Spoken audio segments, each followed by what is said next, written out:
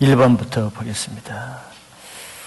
요셉의 신분이 어떻게 되었으며 그 가운데서도 그의 삶이 어떠하며 그 이유가 무엇입니까? 1절, 2절. 신분이 어떻게 되었는가?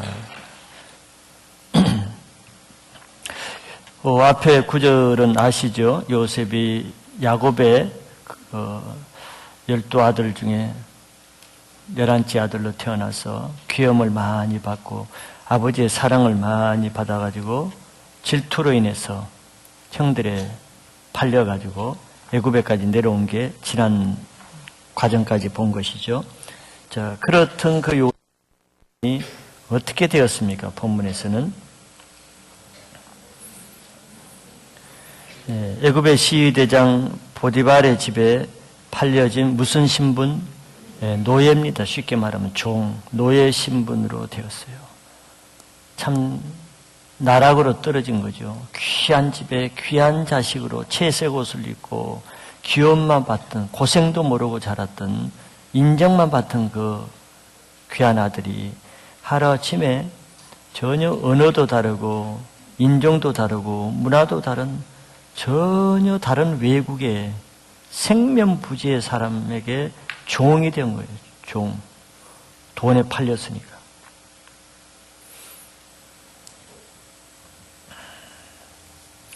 요셉도, 그러니까 여름 수련회 때 우리 요셉에 대해서 한번 봤죠? 몇 년도인가 봤죠?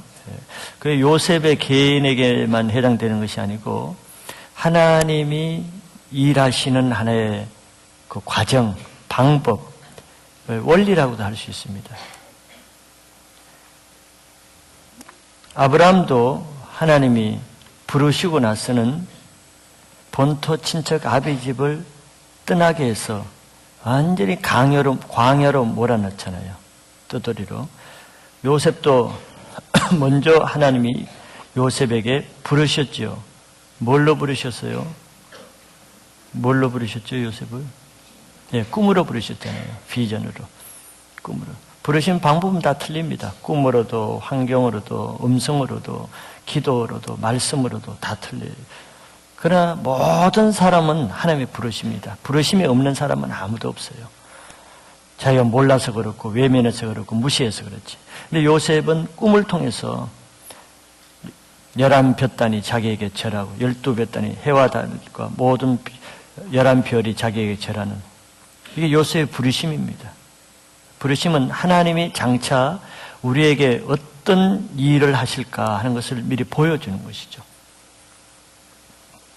근데 부르심 받은 다음에는 뭐가 주어져요? 훈련이 주어집니다. 그래서 오늘 주어진 일의 훈련 중에 주어진 일에 충성하는 훈련 코스로 들어가는 거예요.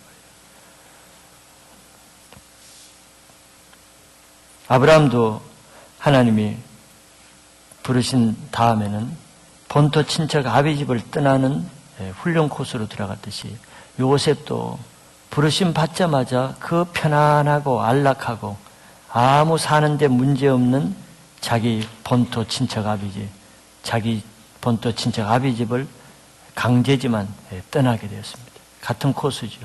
모세도 하나님이 부르신 다음에는 본이 아니지만서도 그 왕궁에서 떠나게 되었어요. 떠나게 되었어요. 다윗도 하나님의 기름 부으심을 받고 더 편한 생활이 아니라 광야에 10수년간 다윗 집을 떠나서 광야로 내몰리게 됐어요. 바울도 다메섹에서 부르심을 받고는 아라비아 사막에서 10수년간 광야에서 훈련을 먼저 거치고 사도 생활한 것입니다. 우리는 하나님의 큰 비전을 보고 은혜를 받고 무슨 사명감을 받으면은 그것이 그냥 아무 과정 없이 바로 그 다음날 아니면 한 달 안에 그것이 이루어질 걸로 대부분 그런 생각을 하죠.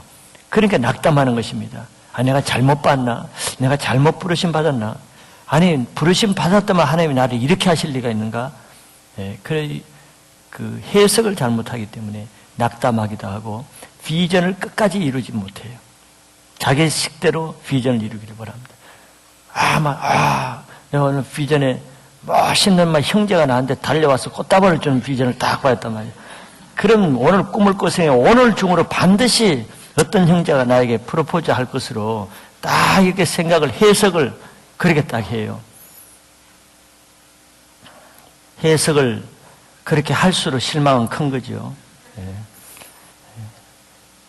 하나님의 비전은 거의 훈련 코스를, 즉 그 비전을 이룰 만한 준비를 먼저 시키지, 준비 안 된 사람을 그 비전을 남겨주면은 그 사람은 그 비전에 눌려가지고 치여가지고 죽습니다. 오히려 부담이 돼가지고 도망가는 거예요. 요나가 그랬지 않습니까? 아무리 큰 비전을 줘도 자기가 그릇이 안 되면은 다시 서로 도망가게 됩니다. 인간적으로 보면은 요셉이 불행한 것 같습니다. 비전을 봤는데 남의 집에 노예가 되는 것은 인간적으로 이해하기 어렵습니다. 그러나 요셉을 통해서 볼 때 우리가 원치 않는, 도저히 이런 일이 일어나서는 안 될 일, 그런 일들이 있죠. 그런 일들이 올 때는 굉장히 하나님의 음성에 민감해야 됩니다. 그런 일은 보통 일어나는 일이 아닙니다. 그죠? 무슨 계획이 있기 때문에 내가 도저히 있어서는 안 되고 계획할 수 없는 그런 일들은 하나님만이 계획하시기 때문에 그런 일이 있어요. 우리가 누가복음 5장에도 그렇고 요한복음 21장에도 그렇고 그 어부의 베테랑인 베드로가 아무리 그물을 참 고기를 잡는 거 3년 동안 쉬었다 할더라도 어떻게 그물을 밤새도록 던지는데 피레미 한 마리 안 잡힐 수가 있어요. 이런 일이 있어서는 안 되는 일인데 있다. 그러면 그게 하나님의 손이, 하나님의 계획이 거기 임한 것입니다. 그렇게 봐야 되는 거예요. 좋은 일뿐만 아니라 불행한 일도. 정말 너무너무 환난, 고통, 정말 죽을 것 같은 그런, 요셉이 그러잖아요. 노예 상태로 이런 것도 인간적으로 보면 안 됩니다. 이런 사건일수록 하나님의 더 분명한 메시지가 있어요. 메시지가.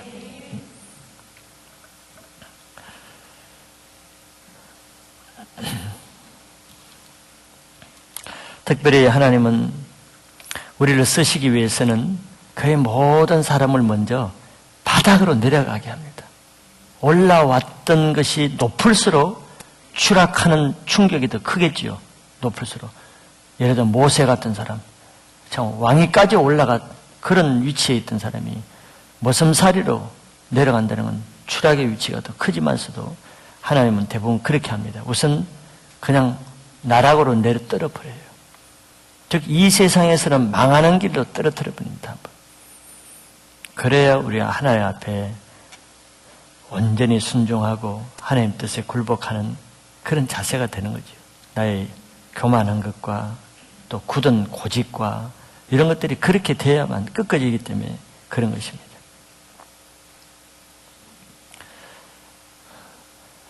두 번째는 그 가운데서도 요셉의 삶이 어땠는가. 노예로 떨어진 다음에 요셉의 삶이 어땠다고 성경이 말씀하죠? 예. 참 안 맞는 것 같지만 요셉의 인생이 불행한 삶이 됐다 그러면 이해가 되고 혀를 찰만한데 성경은 요셉의 삶이 형통한 자가 됐다 그랬어요.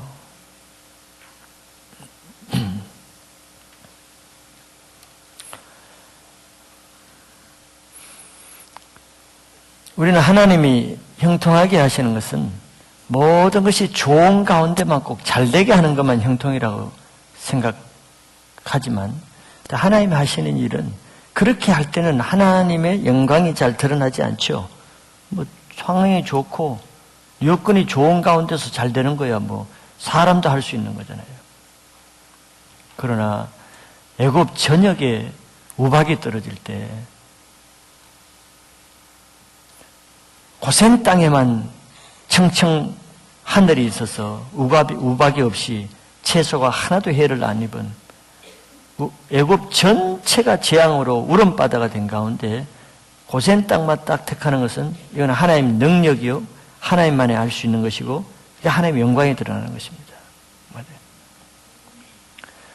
우리를 왜 바닥으로 먼저 낮추겠습니까? 내가 잘난 상태에서 뭘 하나님이 일어나면요, 하는 것마다 전부 다 내 이름이 나옵니다. 내가 잘했기 때문에, 내가 열심히 했기 때문에. 그래서 그 소리를 하지 못하게 하기 위해서 우리를 완전히 밑으로 내려치는 거예요.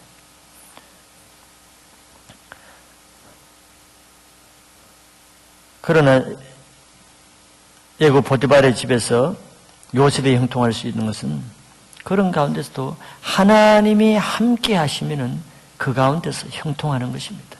형통하는 거예요. 형통하는 거예요. 이런 형통들은 다 하나님만 의지하면서 살도록 하나님의 임재를 나타내는 것입니다. 하나님의 임재는 꼭 예배만 나타나는 것이 아니죠. 하나님이 함께 하시는 것이 임재니까 우린 삶 가운데 직장 생활과 가정 생활과 어떤 어려운 생활 가운데서 하나님 임재를 깨달을 때 하나님이 임재하는 그 삶이 바로 형통한 삶이에요. 초라한 일을 하고 있지만서도 하나님이 임재하시는 삶은 형통한 삶이에요.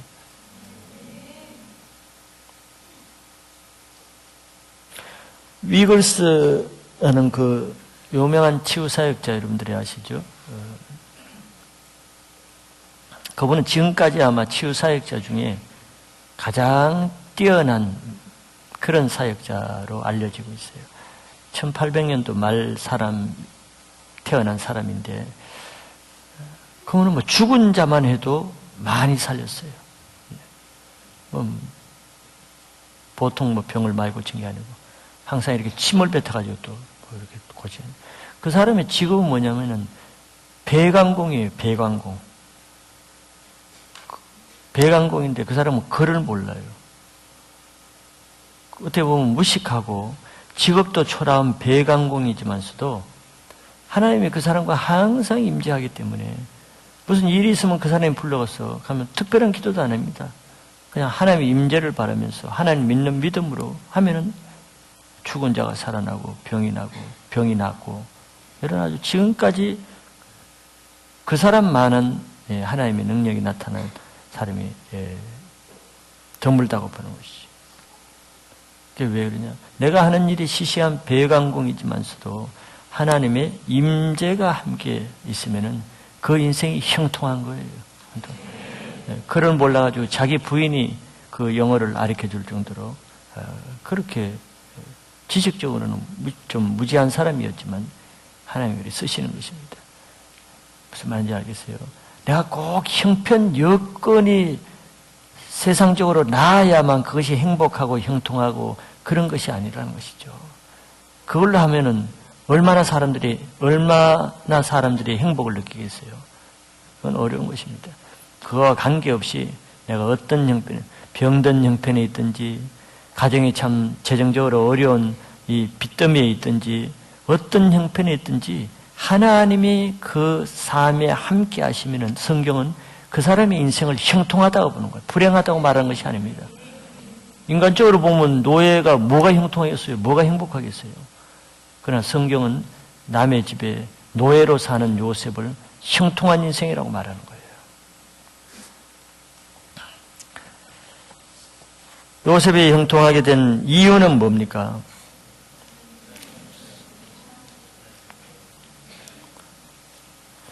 하나님께서 요셉과 함께 하셨기 때문이죠.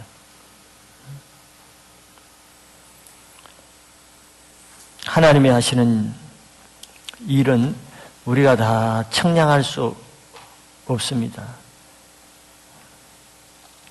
그 말은 곧 하나님이 하시는 일을 우리의 생각으로 불평하거나 원망하거나 거부하면은 그게 사단의 필병이 됩니다.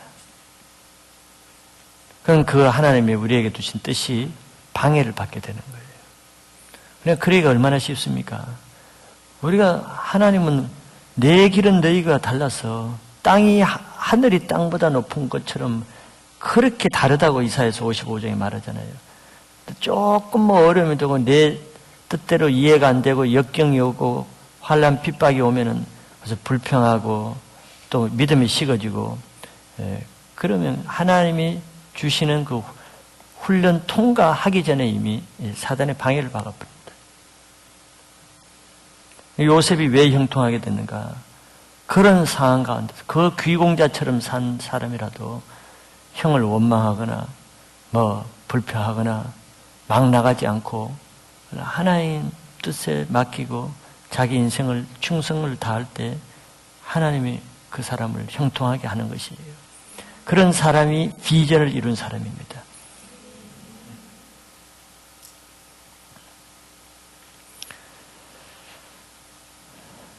아무리 형통한 세상 사람이라도 그 형통한 삶에 하나님이 함께하지 않는 인생은 실패한 인생이에요. 실패한 인생, 성공한 인생이라고 할 수 없습니다. 그 예가 부자 청년입니다. 부자 청년은 세상적으로는 성공했지만 하나님이 함께할 수 없었죠. 예수님이 그 청년과 함께할 수 없었습니다. 불행한 인생이죠. 그래서 하나님은 비전을 먼저 주신, 콜링을 하고 부르심을 받고 비전을 받은 사람에게 훈련을 시키지 아무 계획 없는 사람을 계획 없이 훈련시키지 않습니다.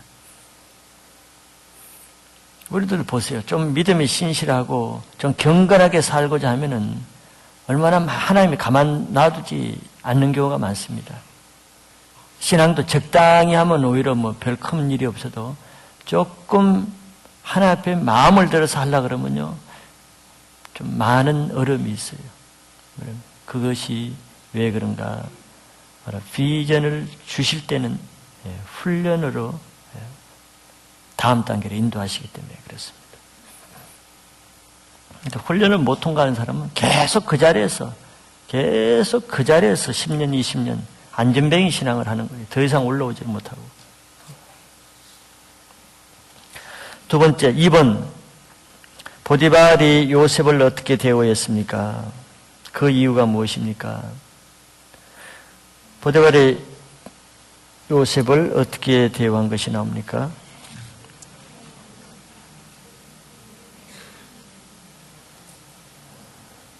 예, 4절에 보니까 가정 총무로 삼았죠. 어느 정도 총무냐면 자기 소유를 다 위임할 정도로. 대단한 신뢰입니다. 이방인에게, 외국인에게, 나이도 또 젊은 이 총각 청년에게 대단한 위임이죠.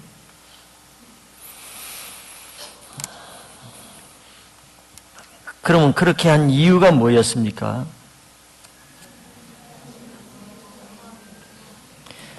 예, 3절에 나와 있죠. 보디발이 보니까 하나님을 안 믿는 사람이지만서도 요셉을 가만히 보니까 하나님이 요셉과 함께 하시고 또 그 청년을 하는 것마다 잘되게 형통케 하는 것을 알 정도로, 드러날 정도로 하나님이 요셉과 형통하는 것을 알았기 때문이었다고 말하고 있습니다.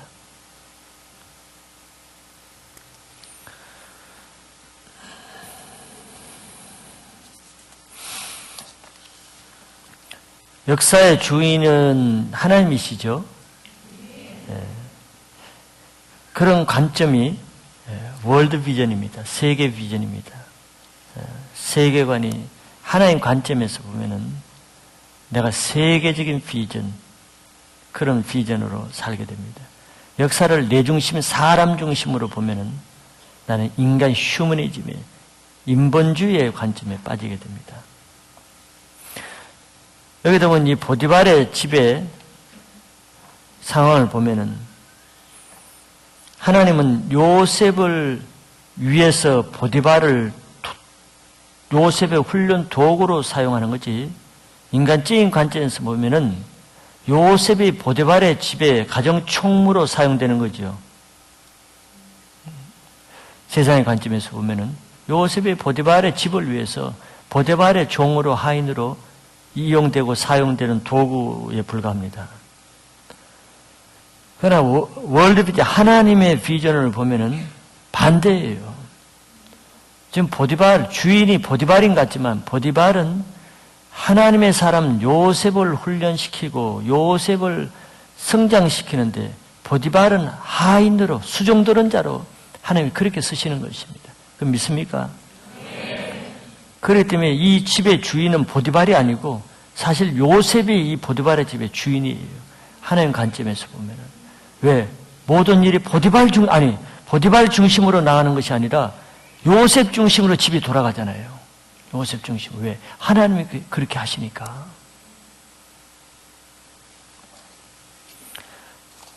하나님이 보디발의 마음과 눈을 안 열어주시면은 어떻게 요셉이 하나님과 동행하고 형통하는지를 알 수 있겠어요? 모릅니다. 모르는 것이에요. 세상 사람들이 우리 그리스도인이 잘 되면은 하나님이 도와서 그렇다고 한 줄 알아요? 그 사람이 그럴 만하니까 했다고 봅니다. 하나님이 그랬다고 잘 안 믿어요.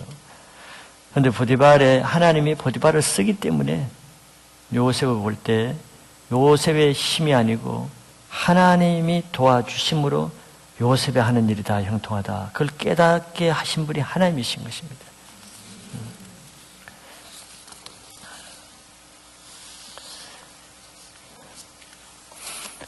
여러분들도 정말 하나님의 이런 훈련 중심에 있으면은 여러분들이 가정이면 가정, 직장이면 직장, 여러분들 직장에 가장 말단 사원으로 있다 할지라도 정말 여러분들이 하나님의 콜링 부르심에 의해서 훈련 과정에 있는 자라면은 여러분들을 위해서 여러분들 직장의 상사를 여러분들의 훈련 도구로 쓰시고 돕는 도구로 쓰시고 가정을 여러분들의 훈련장으로 쓰시는 것입니다. 하나님은 항상 하나님의 사람 중심으로 움직이시지 주변 사람 중심으로 움직이는 게 아니고 주변 사람은 쓰는 도구일 뿐인 것입니다. 그런 관점으로 보세요. 그런 관점이 하나님 관점입니다. 그렇게 보면은 그렇게 보여요. 이게 기독교 세계관인 것입니다. 이게 십자가 중심의 관점인 것이에요. 갈릴리 바다에 누가복음 5장이나 21장에 갈릴리 바다에 어느 날 고기가 한 마리도 안 잡혀요. 한 마리도 안 잡혀요. 거기 어부들이 많이 있을 수가 있죠. 하루 종일 잡았으니까. 다른 어부들은 아무 이유 없이 고기만 못 잡는 거예요. 헛땅치는 거예요. 그야말로 참 운수가 없는 거죠. 왜? 베드로가 거기에는 주인공이니까. 하나님 베드로 위주로 갈릴리 바다를 역사하는 거예요. 베드로 위주로. 베드로 한 사람을 위해서 딴 사람도 그날 몽땅 고기 못 잡아요. 그 근처에 있는 사람. 그게 바로 야고보와 요한도 등다라 고기를 못 잡았단 말이지. 베드로 한 사람 부르기 위해서. 모든 것이 그렇습니다. 모든 것이 그래요. 이스라엘 왕정의 사실 사울이 왕이고 사울 위주로 돌아가는 것 같지만 여러분들 사무엘서를 보셨지만 어디 그게 사울 위주로 돌아갑니까? 전부 다 다윗 위주로 쫓기는 다윗 위주로 돌아가요. 왜? 하나님이 역사의 주인공이기 때문에 그런 것입니다. 모든 것은 그런 거예요. 모든 것이. 가정에도 남편과 아내가 있고 부모와 자녀가 있고 형제가 있더라도 누구 위주로 들어가겠어요? 남편이라고 해서 남편 위주. 물론 가장은 가장이고 제사장은 제사장. 그거와 달리 그 가운데 하나님이 택하시고 하나님이 쓰시는 사람, 하나님이 훈련받는 사람 위주로 들어갑니다. 알아요? 그렇게 돼 있는 거예요. 딴 사람은 다 거의 수정도는 도구입니다. 훈련의 도구.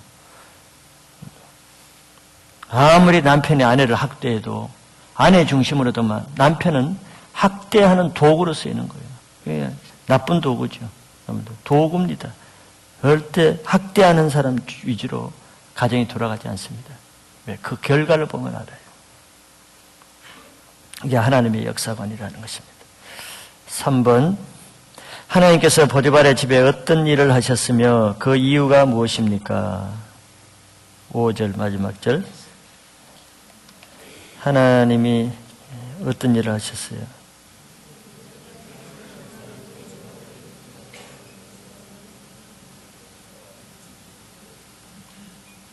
보디발의 집에 복을 내렸죠.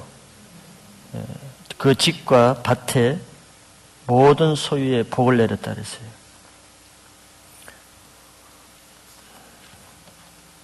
언제부터? 처음부터 아니죠? 언제부터요? 예, 보디발이 요셉을 세워서 자기의 모든 소유물을 주관하도록 가정총무로 세웠을 그때부터라 그랬습니다.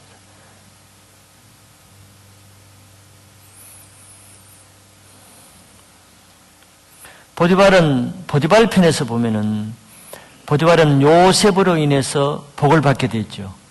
바로 이것이 요셉이 보디발의 집에 복의 통로, 축복의 통로로 쓰임받는 것입니다. 그런데 보디발의 편에서 보면 하나님이 보디발에게 이런 밭과 집의 축복을 줄 만한 것이 무엇이었겠습니까? 무엇이라고 볼 수 있어요? 예, 바로 요 지금 제가 말씀한 것이에요. 언제부터 복을 줬다 그랬어요? 예, 처음부터가 아니고 보디발이 하나님이 훈련시키고 하나님 형통하게 하는 그 요셉을 종귀 여겨가지고 자기 가정의 가정총무로 세우는 그것을 딱 보시고 하나님도 보디발의 집에 복을 주신 것입니다. 이게 쉽지가 않지요. 왜? 이왕이면은 자기 집에 가정총무를 애굽인 자기 나라 사람을 세우고 더 똑똑한 사람도 많이 있을 텐데 이방 사람 말도 잘 못하고 외국인인 온데간데도 없는 집도 떠들어낸 완전히 외국에 나가내려온 신분도 확실치 않는 팔려온 노예에게 가정총무로 세우겠어요? 쉽지 않은 것입니다. 보디발은 요셉에게 선대한 것이죠. 하나님의 사람을 하나님이 형통케 하는 사람을 선대한 것입니다. 선하게 대우한 것이에요.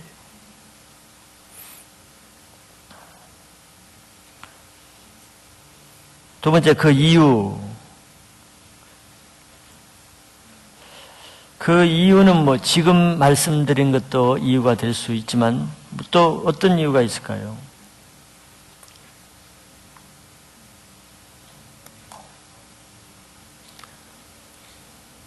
예, 우리가 역사관을 얘기했지만서도 하나님은 꼭 보디발을 위해서만 복을 주셨기보다 더 중요한 근본적인 것은 요셉을 위해서 보디발의 집에 복을 주신 것입니다. 요셉 위주로 역사하신다는 거예요. 보디발 위주가 아닙니다. 요셉 때문에 요셉을 위해서 요셉을 봐서 보디발에게 복을 준 것입니다.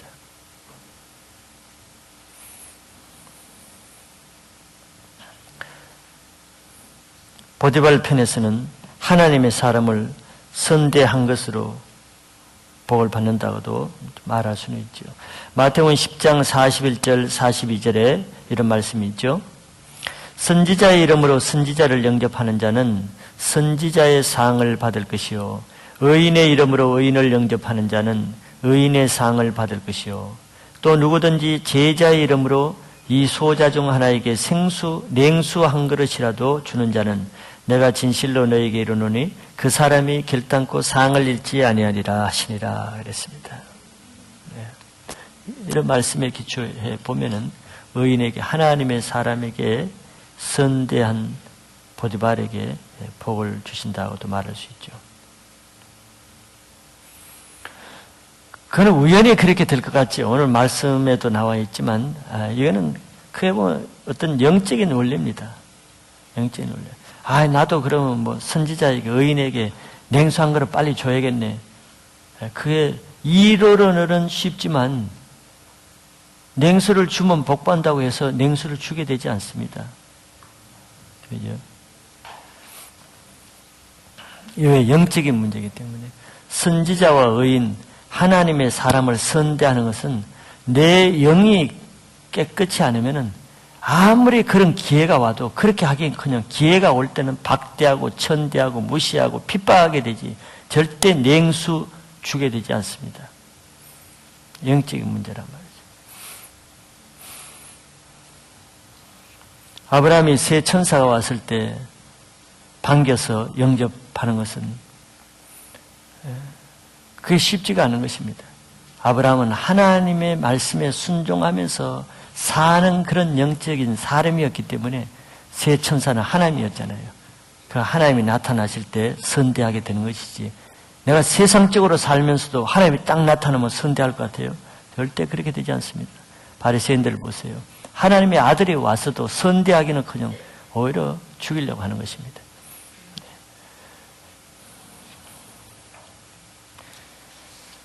마지막 4번은 적용 문제죠. 한번 봅시다. 보디발의 집에서 가정총무가 된 요셉을 통해 하나님께서 그에게 어떤 훈련을 하시는지 말해보세요. 고린도전서, 에베소서, 오늘 말씀의 주제지요. 주제는 충성인데, 두 가지를 제가 보면은 맡은 일에 충성하는 훈련입니다. 맡은 일에 충성하는 훈련이지. 고린도전서 4장 2절 말씀이 그겁니다. 그리고 맡은 자들에게 구할 것은 충성이니라. 내게 주어진 모든 상황과 여건이 우연히 일어나겠습니까? 그렇지 않겠죠. 하나님이 역사의 주인이라고 믿는다면은 내게 일어나는 것이 우연히 일어난다고 말할 수가 없겠죠. 참새 2마리가 한 사련에 팔리는 것이 우연이 아니듯이, 그렇다면 다 내게 주어진 여건 환경이 하나님의 아주 정확한 계획 하에 주어지는 것입니다. 그걸 믿으시죠?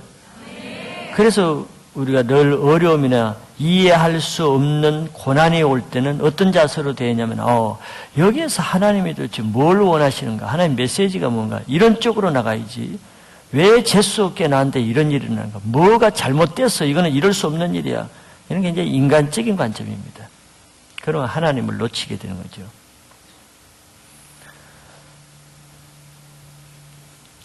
그래서 하나님이 내게 어떤 상황 여건을 주셨다고 생각할 때는 하나님의 뜻이 있기 때문에 그 주어진 상황에 하나님 앞에서 최선을 다하는 것이 하나님의 뜻을 행하는 길입니다.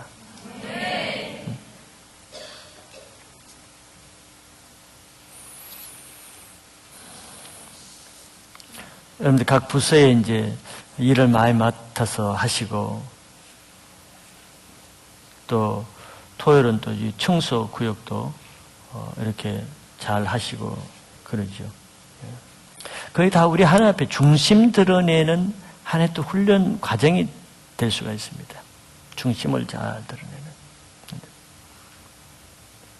그걸 통해서 하나님이 다 우리를 보시는 거예요.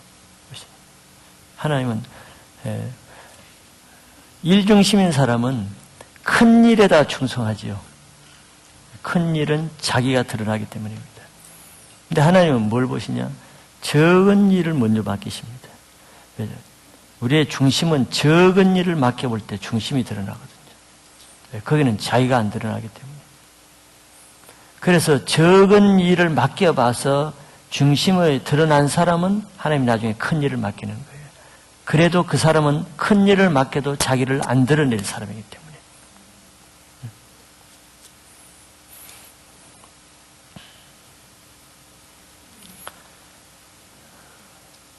요셉이 처한 상황을 한번, 상상을 한번 해보세요.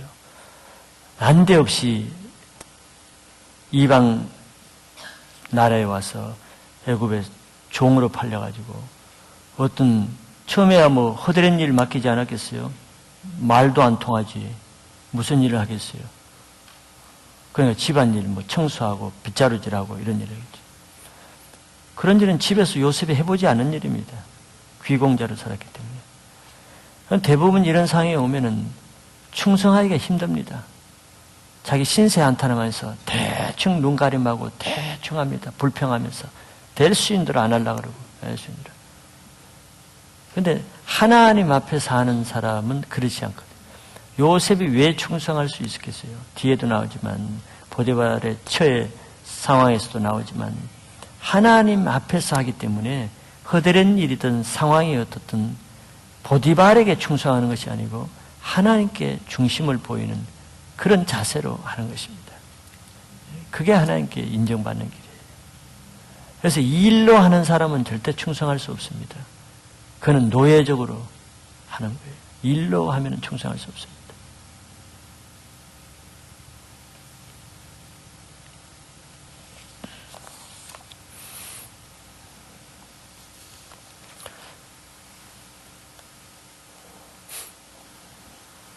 제가 아침에 주차장에 오니까 주차장에 옆에 그 데코레이션하고 막 자르고 남은 그 기레빠시는 일본 말인가요? 그 뭐라 그래? 자녀 도구들, 이렇게 막 목재 같은 것이 그 주차장 옆에 그대로 있더라고.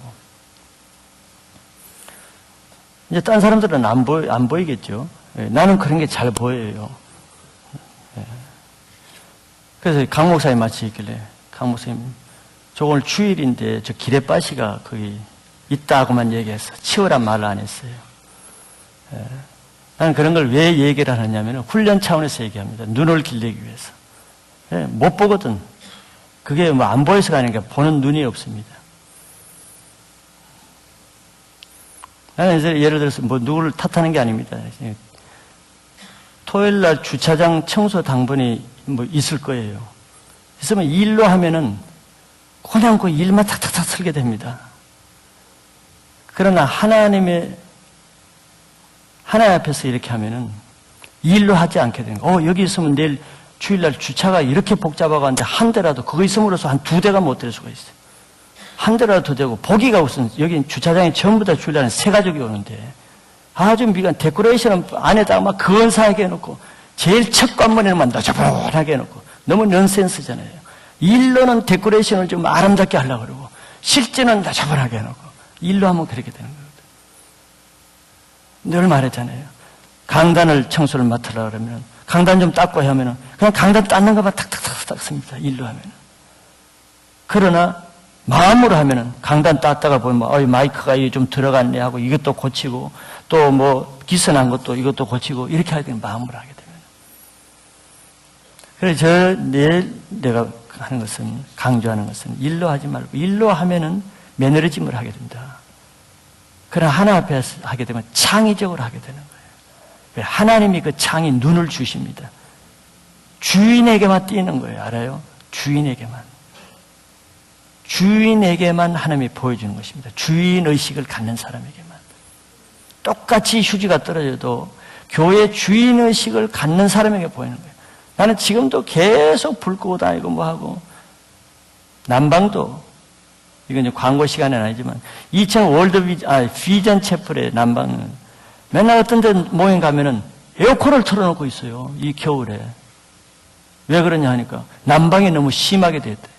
근데 한두 번 얘기하면 얘기 안 한다고. 이거 벌써 한 수십 번은 아니고 수번에 걸쳐서 얘기를 하는 거예요.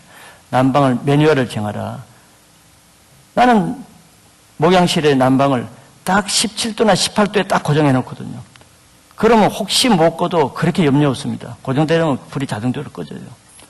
근데 저렇게 더울 정도가 됐다면 벌써 확 해가지고 30도를 틀어놓은 거라고. 그러니까 큰 사람은 끄지는 않고 나중에는 완전히 한정만이 돼가지고 나는 하나님 앞에 그거는 정말 충성심이 없는 거라고 보거든요. 충성심이. 그 에어컨도 크고 그러다 추우면 또 난방 트고 주인의식이 없이 하면 눈이 안 생기는 마음이 안 가는 것입니다. 요셉은 왜 총무가 됐겠어요? 마음이 없으면 이게 내 일도 아닌데 내 민족도 아닌데 내가 이겨가지고 출세할 일도 아닌데 대충 하지 뭐 눈 감으면 그래 대충 해놓고 와서 낮잠 자고 이렇게 했으면 총무가 되지 않았겠죠. 하나님 앞에서 한 것입니다. 하나님이 내 민족은 아니지만 내가 원치는 않지만 내가 또 신세가 노예 신분이지만서도 하나님이 나를 이곳에 보내시고 나중에 요셉 고백을 보면 그렇게 나오죠. 나중에 나옵니다. 형들이 보낸 것이 아니라 하나님이 나를 이곳에 보냈다고 말해요. 하나님이 보낸 것으로 여기고 여기에서도 하나님이 나의 중심을 보낸 것으로 보이고 그런 말을 합니다. 그런 자세로 하니까 하나님이 그걸 인정하는 것입니다. 내 일처럼 내 집 일처럼 왜? 하나님의 일은 내 일이니까. 그렇게 하니까 하나님이 보디발을 통해서 가정 총무로 삼는 것입니다. 우리가 큰 일을 하려고 그러면, 근데 주어진 화장실 청소나 지나가는 불 한 등 끄고 휴지 한 장 짓고 난방 불 하나 끄고 적은 일처럼 여기죠. 왜? 내 일이 아니니까. 그럼 주님은 적은 일에 충성하는 것을 보는 거예요. 나는 광림교회 큰 김선도 목사님, 광림교회 큰 교회잖아요. 지금은 이제 은퇴하셨지만 광림교회 어떤 성도님이 하시는 얘기를 내가 들었어요. 그 은퇴하시기 전까지 그 큰 교회, 강남에서 최고 부자라는 교회, 그거는 주일날 옷 시시하게 입고는 못 들어간다는 그런 유행가 날 정도로 수준 높은 건데, 성도가 우연히 광림기도원에 가서 들었어요. 우리 김 목사님은 교회가 이렇게 커도 늘 목사님이 다니면서 화장실 물 잠그고 불 끄러 다닌다는 거예요. 휴지 줍고. 영이 통하네, 또 하고 그러네.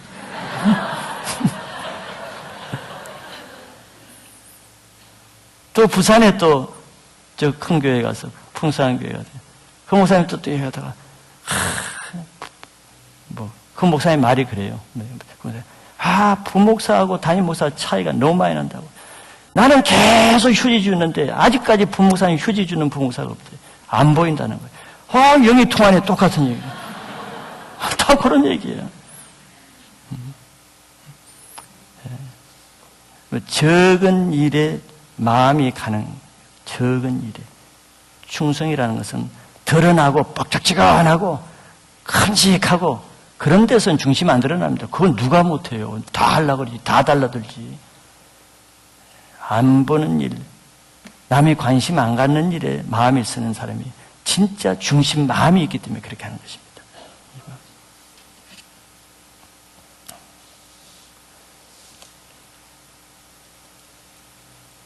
고린도전서, 여러분 성경 한번 찾아보실래요? 고린도전서 7장 21절에서 24절. 고린도전서 7장 21절에서 24절. 고린도전서 7장 그때요. 21절에서 24절. 그래, 성경 없는 사람 저 앞에 보고 한 절씩 한번 읽어볼까요? 우리 자매님들 21절, 형제님들 교대로 한번 읽습니다. 자매님들 21절 시작.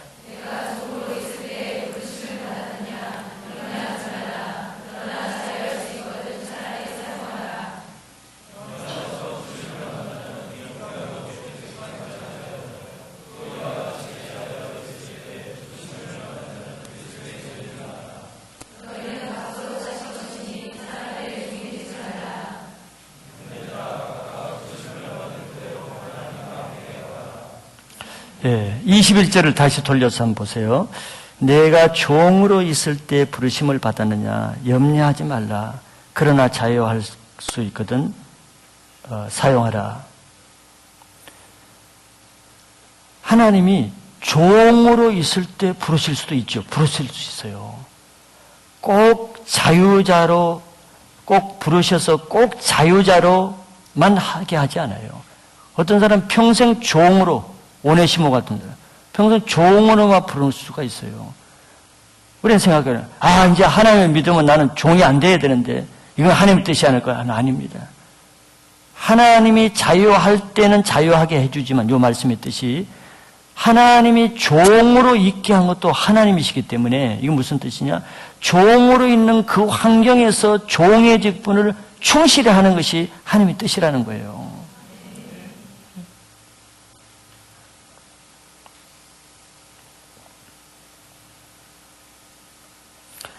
24절을 한번 보세요. 마지막에. 형제들아 각각 부르심을 받은 그대로 하나님과 함께 거하라 그랬어요. 부르심을 받은 거예요. 여러분들이 어떤 상황에 부르심 받았습니까? 너무 억울하고 너무 힘들고 직장살이에 너무 부당한데요. 내 가정이 너무 어려운 가정, 내 형편이 너무 어려운 가운데 지금 부르심 받은 상태에 있습니까? 그대로 지내라는 거예요. 그대로 지내되 어떻게? 하나님과 함께 그대로 지내는 게 중요하다는 거예요. 그걸 벗어나기를 내쓰고, 물론 벗어날 수 있는 기회가 주어지면 벗어나라는 거예요. 그런데 하나님이 아직 벗어나지 않고 거기 좀 더 있으면서 훈련받으라고 하는데 자꾸 벗어날 궁리만 하지 말고 거기에서 하나님과 함께 있는 그대로 지내라는 것입니다. 옛날에는 제가 학생들 사역하면서 요즘은 군대가 좋아지고 뭐 그래서 옛날엔 참 군대 가면은 휴가도 1년에 한 번씩 딱 나오고 참 한 번 들어가면 외출도 잘 못 나오고 이런 어려운 때였어요. 교통도 뭐 지금 자가용이 있는 때가 아니고 20년 전에 싸게 갈 때는. 그러니까 형제들이 군에 가면은 제가 이 버스를 몇 번씩 갈아타고 저 철원으로 또 저 양구로 여기 면회를 다닌단 말이죠. 그럼 그때는 이제 전화도 안 돼요. 그러니까 편지만 보내는 거예요. 편지가 뭐 좋은 편지가 오겠어요. 물론 이제 군대니까 마음대로 못 쓰지만 늘 어렵다는 것입니다. 늘 고참들한테 정말 못 살겠다는 어렵다는 편지. 그때 제가 애용해서 보내준 구절이 이 7장 24절이에요. 강구복 집사님이, 예. 거기도 저기 철원 지경기가 어디 있었죠. 맨 어렵다 그래서 아마 내 기억으로는 강구복 집사한테도 이 구절을 보낸 것 같은데 기억나요? 기억 안 나지? 나는 기억하고 있어요.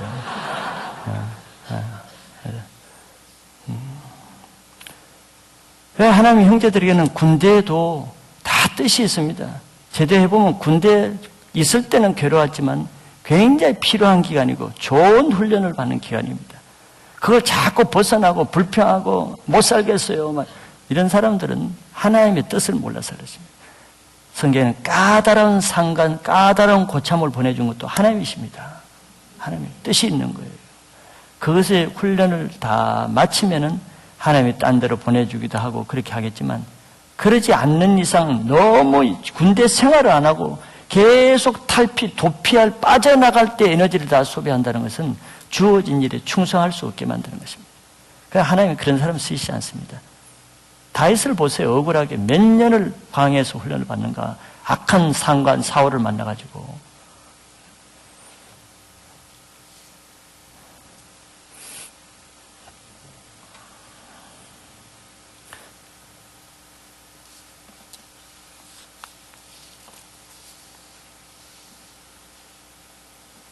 맡은 일에 충성하는 일은 두 번째는 주어진 환경에서 하나님과 함께 거하는 것이고 세 번째 하나 더 보는 것은 세운 상전에게 순종하는 훈련입니다.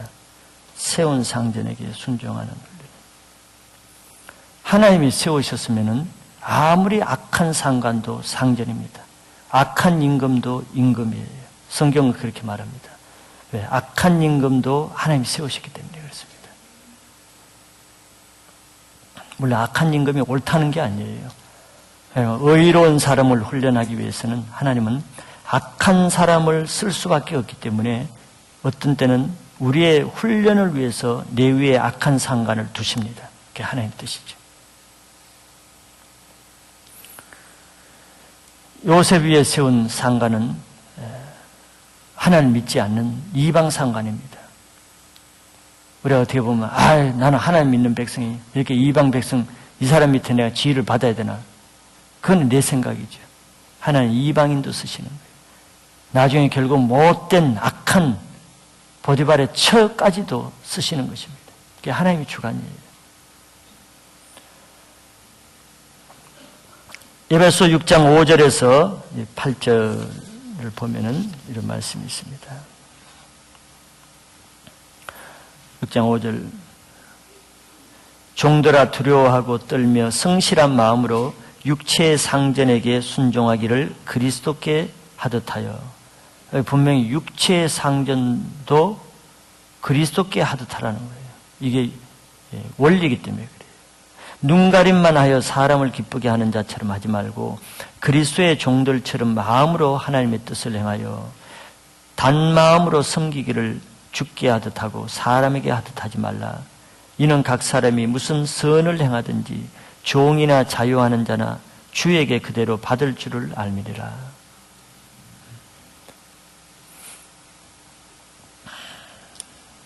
우리는 악한 상관이라고 거기에서 내 의를 주장할 수가 없습니다. 여러분들 직장 생활하면은 뭐 믿는 그리스도인 상관이 몇 명이나 있겠습니까? 오히려 믿지 않는 사람이 4대1로 많겠죠. 그리스도인들 비율로 보면은.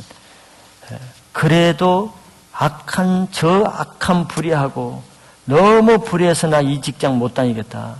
그렇게 할지라도 그 직장에 두신 하나님의 뜻은 있습니다.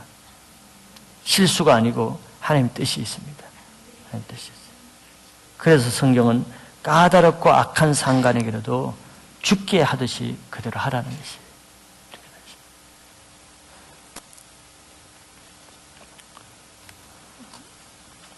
우리 그리스도인들이 인격이 온전하지 않으면은 아집에 빠지기가 쉽습니다.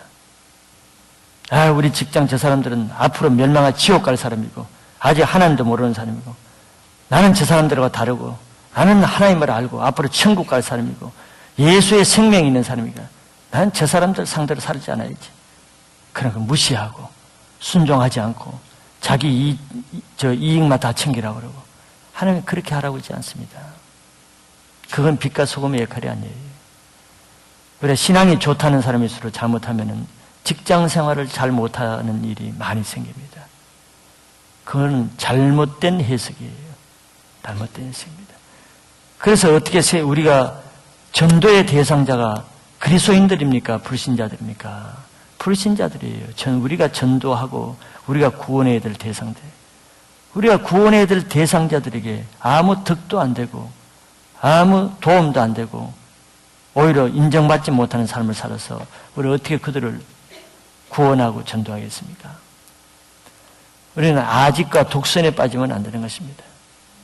오히려 믿지 않는 사람보다도 더 덕을 세우고 유익을 주고 좋은 관계성을 가지면서 신앙을 지키는 것이 능력이지 다 피하고 막 다 제어하고 그냥 온실 가운데서 내 신앙생활을 유지하는 거 그건 누가 못하겠습니까? 온실 가운데 화초가 있어서 무슨 영향을 미치겠어요? 아무 봐주는 사람도 자기 혼자 온실에 따뜻하게 낮잠 자고 있는 거 그거 필요가 없는 것이죠. 그런 신앙을 하면 안 되는 것입니다. 그렇기 때문에 우리는 신앙을 하려고 그러면은 십자가를 져야 되는 거예요. 십자가를. 세상에는 핍박이 없을 수가 없고 세상에서 신앙생활 하려면 어려움이 없을 수가 없습니다. 그 이상이 여기면 안 돼요. 이 직장은 정말 신앙생활하기 힘들다. 딴 직장 가보세요. 별다른 데 있는가. 세상은 똑같습니다. 조금 차이는 있지만 다 거기에요. 그러면 내게 인도하신 그 직장에서 내가 승리해야 됩니다. 세상 일도 하고 신앙도 할 수 있는 것이 능력입니다. 세상 일만 하고 신앙 못하는 거, 그 패배고 반대도 패배입니다. 세상 일은 제대로 못하고 신앙만 잘하고 이것도 패배예요. 승리가 아닙니다. 그런 걸 누가 못하겠어요? 우리가 세상을 이기면서 세상과 싸워서 능히 이기면서 신앙도 해야지. 세상 사회생활에 실패하고 교회 안에만 트럭트럭 박혀 있는 그건 우리가 세상을 구원할 수 있는 신앙이 아닙니다. 저도 직장생활은 잘 하지는 못했지만서도 저는 내 권리를 찾기 위해서는 직장에 그래도 내가 다른 사람에게 이기적이다 또 좀 비난을 안 받기 위해서 완전할 수는 없지만 그래도 내가 예를 들면 주일날에 내가 나는 그리스도니까 주일날 당연히 빠져 이런 자세가 아닙니다. 다른 사람들은 다 주일날 오는데 내가 주일날 안 빠지기 위해서는 그래도 내 편에서는 토요일날 어떤 데는 밤을 새기도 하고 그 전에 그 주간은 남보다 더 늦게까지 야간을 해가면서 남에게 짐을 지어주면서까지 내가 그리스도인이기 때문에 남에게 짐이 되는 그런 존재로 신앙생활을 한다는 것은 아무런 유익이 없는 것입니다. 우리는 세상 내가 맡겨진 직장, 가정도 마찬가지입니다. 가정 다 팽개치고 그냥 애도 팽개치고 남편도 팽개치고 주로 이단들이 그렇게 하죠. 그거는 능력이 없는 것입니다. 능력이 없으면 한쪽밖에 못해요. 능력이 있는 사람은 이것도 하고 저것도 해야 해요. 이것도 하고 저것도 하는 거예요. 제가 학생 때 훈련시킨 게 항상 그럽니다. 학생들은 꼭 핑계를 대요. 공부를 좀 하려고 그럴 때는 꼭 신앙을 핑계댑니다. 신앙 때문에 내가 무슨 시험을 했는데 공부를 못합니다. 또 신앙을 하려는 사람은 꼭 공부를 핑계댑니다. 둘 다 옳지 않은 거예요. 두 가지 다 알아요. 공부만 할 거 누가 못하겠느냐. 너 공부는 맨날 DDD 나오면서 신앙 전도하러 다니고 그건 누가 못해. 전도하지 마라. 나는 그렇게 하는 사람이에요. 그건 누가 못해요. 한쪽만 하는 거. 그건 능력이 아닙니다. 능력이 없으니까 한쪽만 도피적으로 하는 거예요. 능력 있는 사람은 이것도 하고 저것도 하는 거예요. 이것도 하고 저것도 하고. 요셉은 보디발의 집에서 하나님 앞에 중심 신앙도 지키면서 자기 맡은 직분에 최선을 다해서 가정 모든 일을 맡길 정도로 하는 거예요. 이게 요셉의 하나님 앞에 자세입니다. 감옥에 들어가서도 그러고. 이게 온전한 거예요. 온전한 거. 신앙은 온전해야 됩니다. 한쪽에만 특별한 신앙은 그건 치우친 신앙이에요. 이것도 하고 저것도 할 수 있는 신앙이 되시길 바랍니다.